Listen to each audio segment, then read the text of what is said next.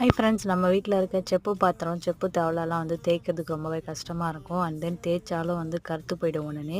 So இந்த டிப்ஸை follow பண்ணி பாருங்கள், ரொம்பவே ஈஸியாக இருக்கும். ஒரு லெமன் எடுத்து ரெண்டாக கட் பண்ணிக்கோங்க, கொஞ்சம் சபீனா பவுடர் சேர்த்துக்கோங்க, கூடவே வந்து கல் உப்பு அப்படி இல்லைன்னா சால்ட் ஆட் பண்ணிக்கோங்க. இது எல்லாத்தையும் நல்லா மிக்ஸ் பண்ணிவிட்டு லெமன் சாரம் இதில் பிழிஞ்சு விட்டுட்டு நல்லா தேய்ச்சோன்னா ரொம்ப பளபளன்னு ஆகிடும்.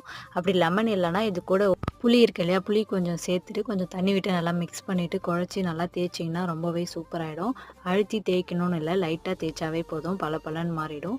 இங்கே பாருங்கள், நான் கழுவி காமிக்கிறேன், எவ்வளோ சூப்பராக இருக்குது பாருங்கள் பார்க்குறதுக்கு பளபளன்னு சொல்லிட்டு. நீங்கள் இதை ட்ரை பண்ணி பார்த்துட்டு கமெண்ட்ஸில் சொல்லுங்கள். ஸோ நம்ம பூஜை பாத்திரம் க்ளீன் பண்ணுவோம் இல்லையா, ஃப்ரைடே. ஸோ இதே மாதிரி ஃபாலோ பண்ணோன்னா ஈஸியாக இருக்கும் கழுவுறதுக்கு. நம்ம ஒரு சில டைம் என்ன தான் கழுவினாலும் ஒரு சில பாத்திரம் கருப்பாக மாறிடும் இல்லையா. ஸோ அப்போ என்ன பண்ணலான்னா, கழுவின உடனே ஈரம் காயறதுக்குள்ளே துணியை வச்சு நல்லா தொடச்சிட்டோன்னா வந்து கருக்காமல் இருக்கும் ரொம்ப நாளைக்கு. இந்த டிப்ஸையும் ஃபாலோ பண்ணி பாருங்கள். ஃபாலோ பண்ணிவிட்டு எப்படி இருக்குன்னு கமெண்ட்ஸில் சொல்லுங்கள்.